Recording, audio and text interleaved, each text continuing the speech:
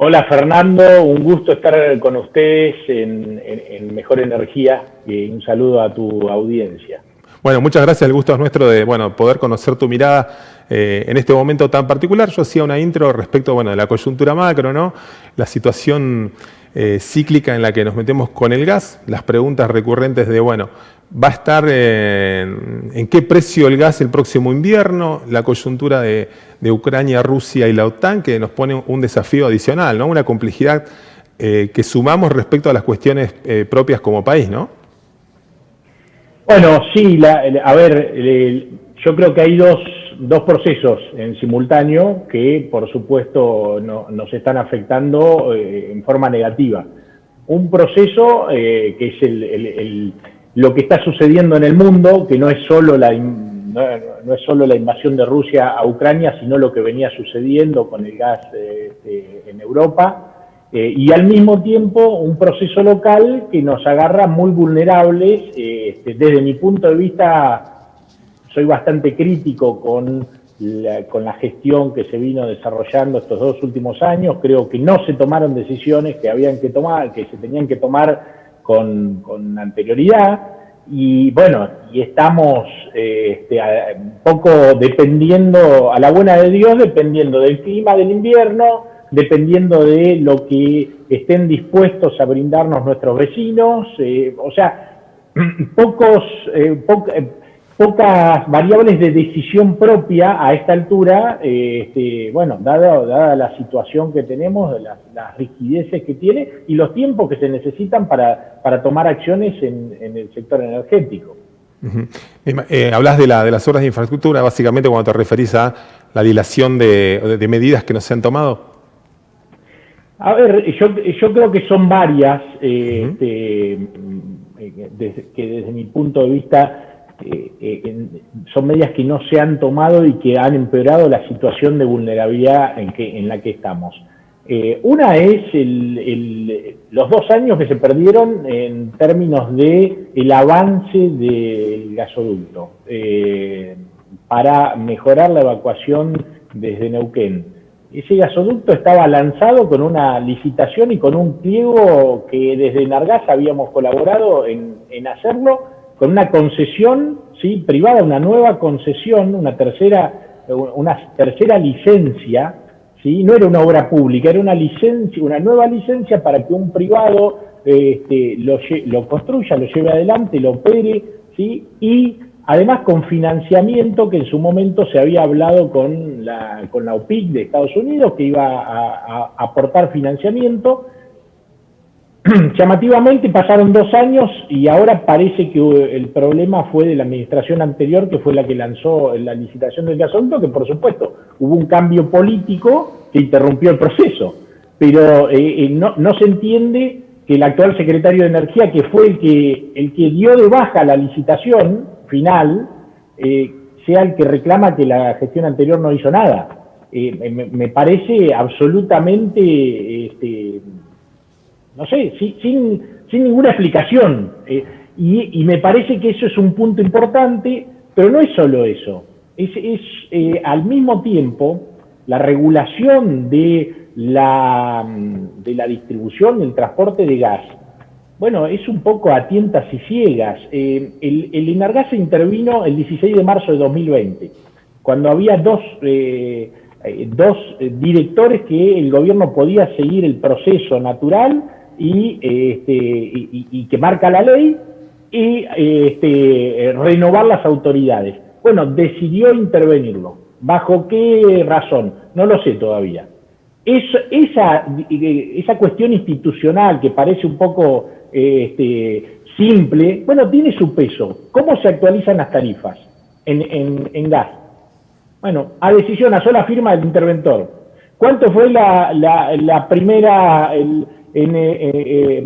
la actualización anterior? 9-7% en algunos casos. ¿Cuánto se actualizó la tarifa de transporte? 0. ¿Cuánto se actualizó este año? 60%. ¿Cuál es el criterio? Si uno es inversor y mira esto, ¿Por qué vas a invertir? ¿Cuál sería el criterio que me da seguridad jurídica para hundir dólares en Argentina, que es lo que necesita el sector privado en energía y lo que necesita el usuario también? Y ahí aparece un punto importante. El punto de la regulación, la institucionalidad, no es algo que nos preocupa a quienes integramos un cuerpo colegiado, o quienes participamos en concursos.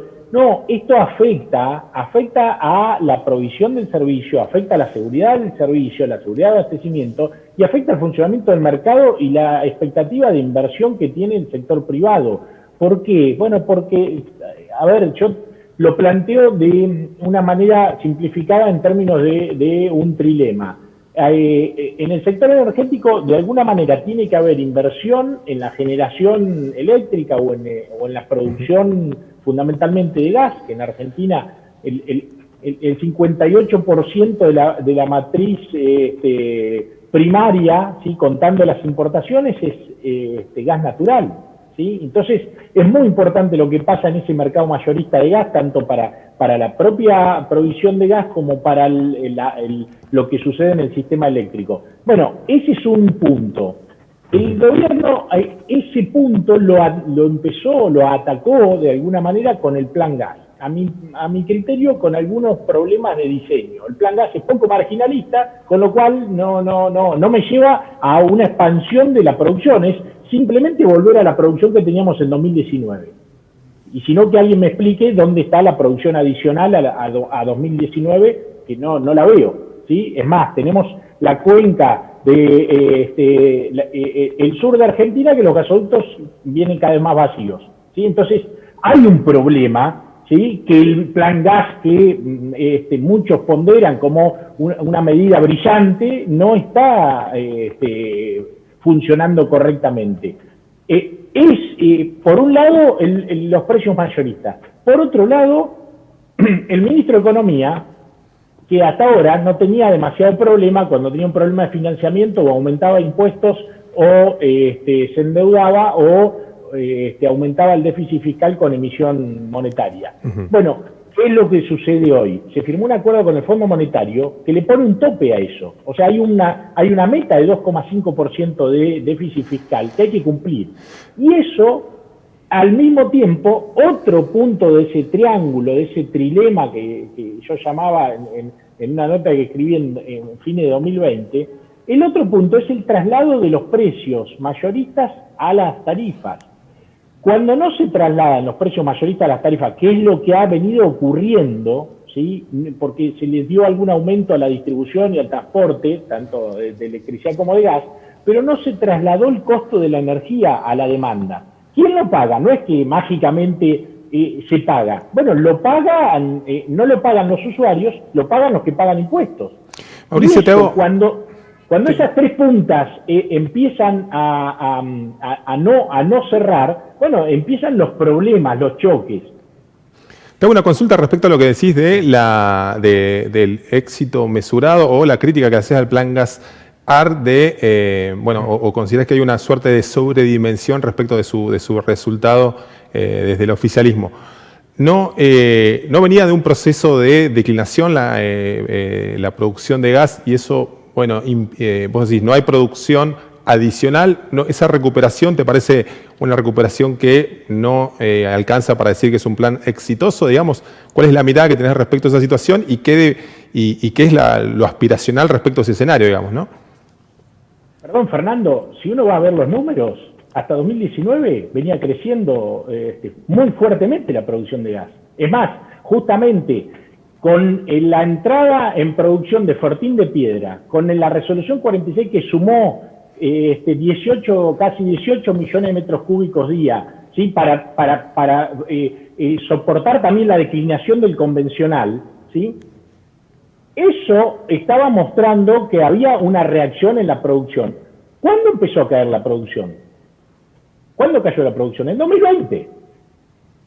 La producción cayó en 2020. En 2020, ¿sí? Esperando también que el gobierno haga algo porque había una incertidumbre en términos de a dónde iba la política energética en 2020, con la intervención de los entes reguladores, con la crítica a que el precio del gas estaba en dólares. A la gestión anterior se le criticaba que el precio del gas estaba en dólares. El plan gas es un plan en dólares a 4 años, firmado, que el Estado garantiza el precio del gas en dólares durante 4 años. ¿Sí? Quien te habla está denunciado penalmente, ¿sí? Por la resolución 46 y el traslado del precio del gas en dólares a la tarifa. Ok. ¿Y ahora cómo es? ¿Quién está pagando ese? Porque el precio del gas sigue estando en dólares y está firmado a 4 años. Sí, entiendo, ¿sí? Que la crítica que harían era el término. No, pero ¿quién lo está pagando? Lo está pagando el usuario. Lo pagamos todo, lo pagamos todo. Entiendo que, me pongo del lado de entender la crítica, digo, la harían en función de los valores que se habían acordado en ese. Entonces, el plan gas, ¿qué es lo que me ha? Simplemente recuperar la producción que tenía en 2019, volver a topearte en Neuquén, y al mismo tiempo no se dieron cuenta que caía la cuenca austral. Está el proyecto Fénix esperando para ver qué hace el gobierno con eso, y no ha resuelto nada.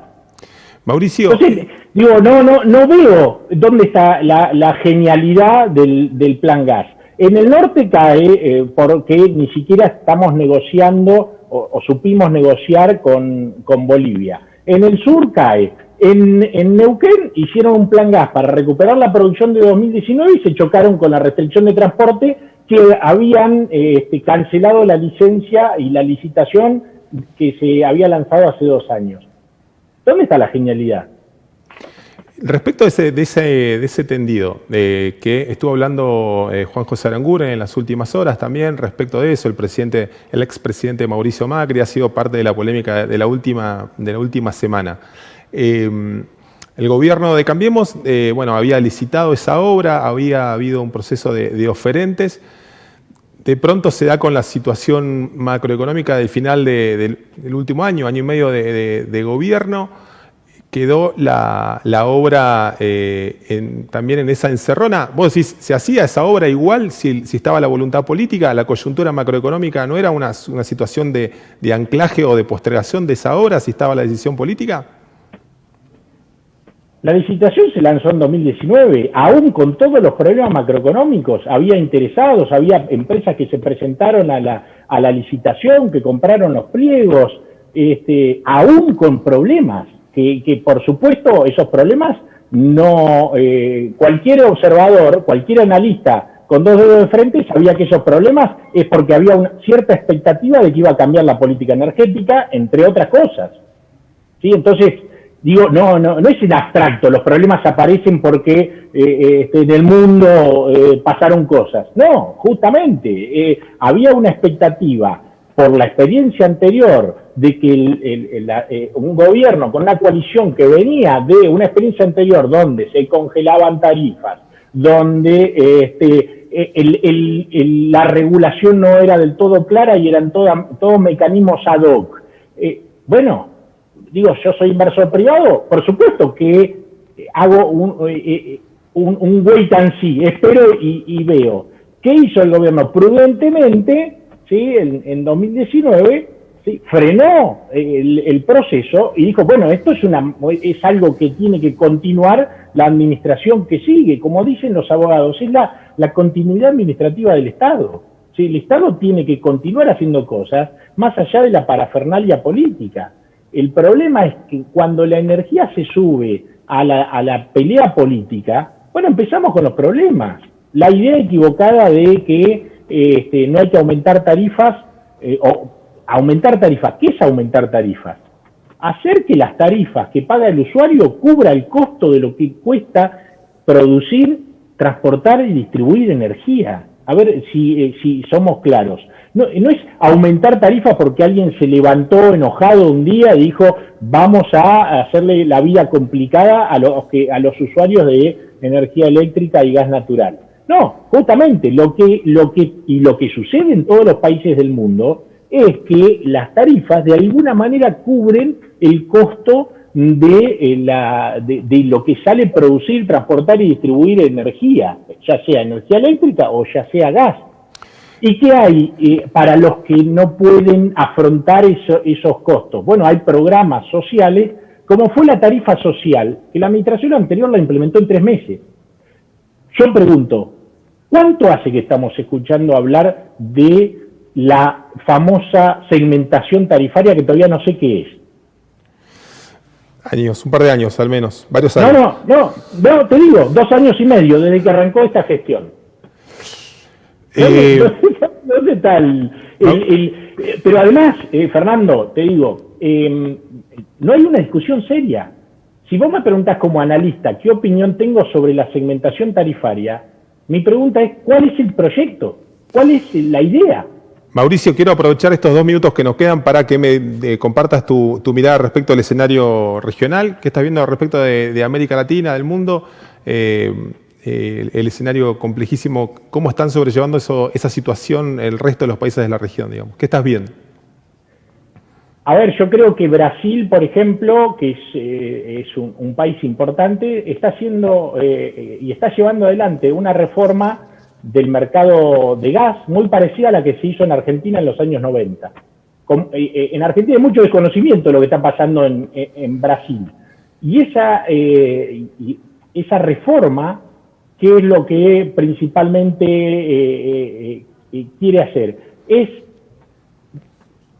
sacar a Petrobras de manejar todo el sector energético, que era un poco la idea en Brasil, y eso tiene que ver con desregular una cierta parte del mercado, con meter competencia, y yo creo que eso es importante y tiene que ver con el futuro. Chile está tendiendo a utilizar su ventaja comparativa con una mirada sobre los renovables, dado que no tiene recursos hidrocarburíferos o no ha puesto la cabeza en eso, sumarse a esa transición energética. Yo creo que sobre todo en el cono sur, Argentina tiene que apuntar a una mayor integración energética, hay una integración energética inteligente, pero que necesita reglas claras.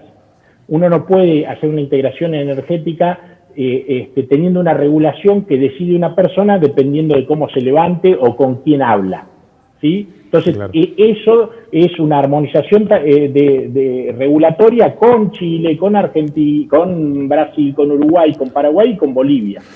Mauricio, te agradecemos muchísimo este contacto. Seguramente vamos a convocarte próximamente para seguir analizando la coyuntura local, nacional, internacional. Ha sido un gusto poder retomar la charla con vos, Mauricio. Muchas gracias.